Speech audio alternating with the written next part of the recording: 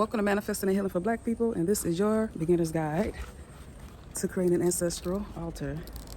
An ancestor or a spiritual altar, so I will be referencing mostly as the ancestral altar, is your sacred spiritual space for you to connect and commune and really tap into your spiritual journey and your spiritual enlightenment. So because this is something that's very sacred, what I'm going to be showing you is more so for demonstration purposes, and just to give you a somewhat video formatted guide on how to go about setting this up.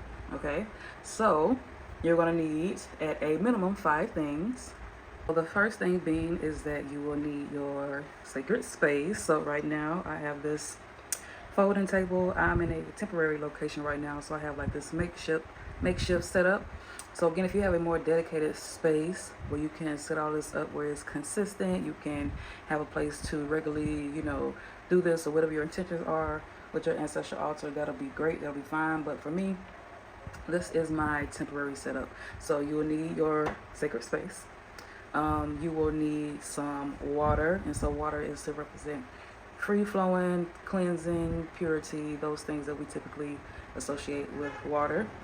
I am living in a tropical environment right now. I'm blessed to be able to live in a tropical environment right now because I attribute it to me starting this process. And I have access to the ocean, so I went and got some ocean water, which hopefully at a later time I'll be able to communicate the significance of this. So you want some water. You want some type of fire or light, contained fire or light. So you want to get a candle. Where I got this from, I was not able to find just like a blank candle in this type of container that I was looking for. So wherever you go, you may find some of these. You can take this off. I'll probably remove this labeling. You would probably be able to find some without anything on it, just blank. So whatever works for you. I typically go for white candles for this type of thing, and this is mostly what I do. I don't really do too much other type of working with candles and things, mostly to kind of just pay honor and tribute to my ancestors. So you can do more research on the colors and things like that, but this is what I typically aim for. You want something from the earth. Okay, so you can have some dirt. Some people use get some jars of dirt, depending on what you're trying to do or accomplish or what your intentions are. You may want to get dirt from specific places. When I was back in these states, I would go to my family's graveyard and I would get dirt from the graveyard. I'm not collecting any dirt right now. I'm just using flowers and some plant leaves, and I find this coconut in my yard. So I'll be using that, and then you will want some type of aromatic to represent just like the air. Some burnt sage and some other things for, I'm using what I have on me at the moment, which is cloves and sage, to demonstrate to you. So you can use incense, or typically I have like a little, I use the charcoal disc, and I'll put some herb or lavender or whatever that I have that I can use to burn with it on it. But I don't have that on me as of now, so I'll just be sticking with this. And those are the 5 things that you will be needing to get started with your ancestral altar at a minimum. So this is a very connected to the earth practice, as you can see. So we have the earth and the air, it's to represent the wind. You have the fire with the candle, you have the water. Connecting with the earth is just as equally as important as connecting to your ancestors. So make sure you say thanks. When I went and picked out these flowers out of my yard, I told them thank you. And show appreciation to the things that you'll be using. So now we are getting into the decorating portion of our altar. And again, this is all based on your intentions. So my intentions is to make this altar a beautiful space using what I have. So I have this material that I'm going to drape. You do not have to have this, but this is, again, you want this is your sacred space. You want it to be something that you enjoy viewing and looking at, and it has that energy to you of goodness and all those things. Sorry, I'm gonna grab this. I like to put my things in some type of tray or something like that.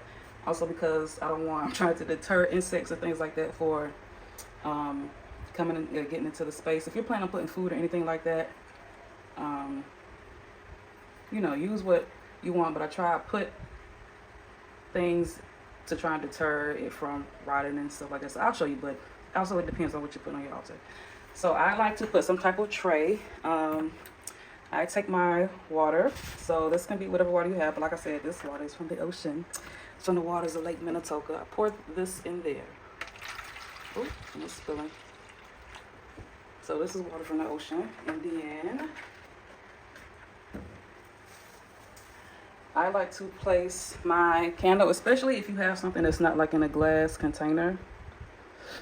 So again, to kind of reduce any risk or anything like that. So if I had like an open candle, it was just like the candle wax, I would definitely sit it in some water so that if something or whatever catches, it'll have the water to deter things from catching fire.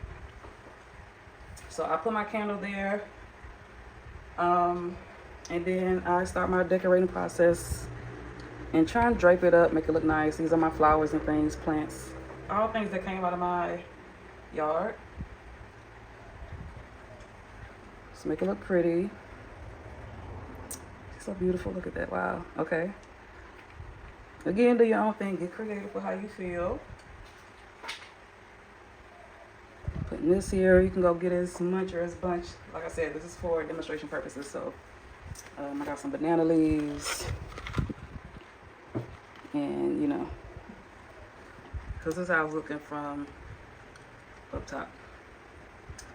So those are my elemental aspects. Let's put the coconut here. I just kind of found this. I don't know what type of spiritual something the coconut may have. I have to look into that, but as of now, I just got it. It was there. It was available to me. Then I put my aromatics here. And then if you have any particular ancestors that you would like to, you know, reverence or venerate, or somebody's energy you would like to have with you, so you can put photos here. I don't have any they'll like to put on at this moment. Also not sure if I want to put that online, but you can put photos of those for whatever your intentions are. Again, you can put photos there. So I have this butterfly decor. You can drape on there. The space is kind of small, so decorate it, make it beautiful. Again, whatever you want to, again, represent you and your altar and your sacred spiritual space. And don't forget to give your ancestors something to eat. So you may want to give them a meal. You may want to prepare something. You want to give them something that you have prepared. I have some fresh fruit available and accessible to me, so I'll be using that. Again, I'll place this in the water. That's a mango. I'll place this in the water so it deters ants or insects. It gives it a prolonged, I think, life if you put it in the water. Bananas, fruits, anything like that, you can place them there. That's what I use. Whatever you feel like is most connected to you and your ancestors, you can put that there. This is what I have. This is what I would like to share with them. So I have mangoes. And then you can add some bananas and some other things. Whatever you think they would like, you can put it there. You may want to play some music that they enjoyed while they were here on this earth. So if I was to use my grandparents, I know they like gospel. I know they like blues. Establish that, you know, relationship with them. What did they like and what did they enjoy? So you may also want to put some things on your altar that represent that. So people may put some alcohol. Some may put a Bible.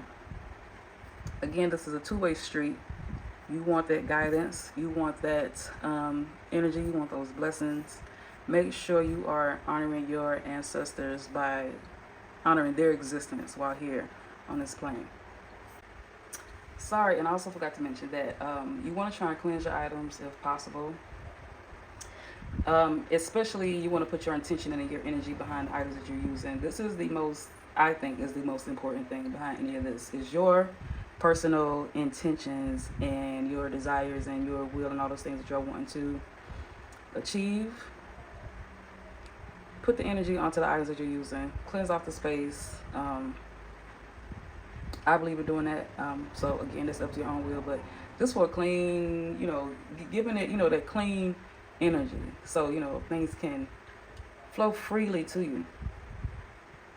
And you can also, just speak, whatever it is that you want on the items before you start activating your altar. So now, some of you may have like a particular prayer or something that you use, or some particular intention that you would like to speak. I'm gonna light the candle. Ooh. Uh-oh.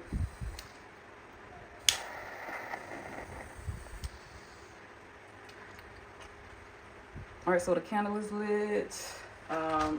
So for my air, I'm going to be using some cloves. Cloves are supposed to have a monetary aspect to them, so I could definitely use a little money, a little extra coinage. So yeah, typically I would have like a disc or something to burn this on, but I don't have it at the moment. So I'm going to place this somewhere safe, light it up, let that burn, speak your intentions. I have a bay leaf as well.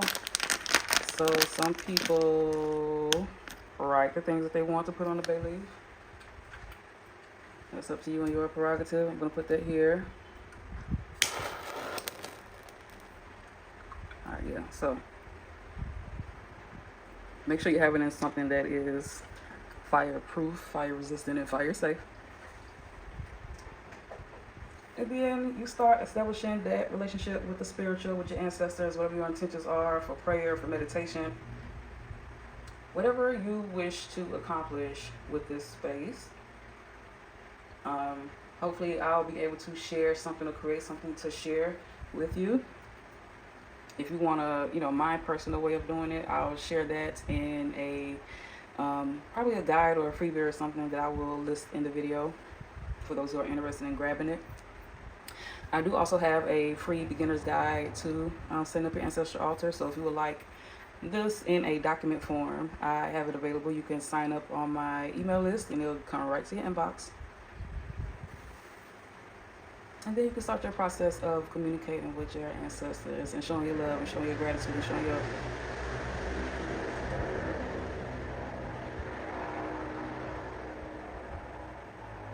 And then you can start the process of communicating with your ancestors, showing your love, showing your appreciation, showing your gratitude. You want to really start developing these states within yourself so you can be open to receive things and be open to communication, and things are able to be downloaded to you or received to you, or whatever means you go about getting your spiritual communication, okay? Show love to your people.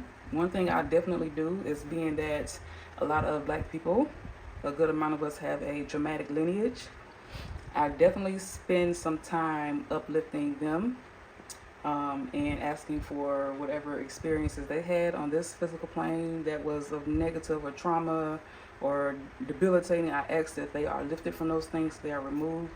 This is a two-way street, right? You want their upliftment, give them your upliftment as well.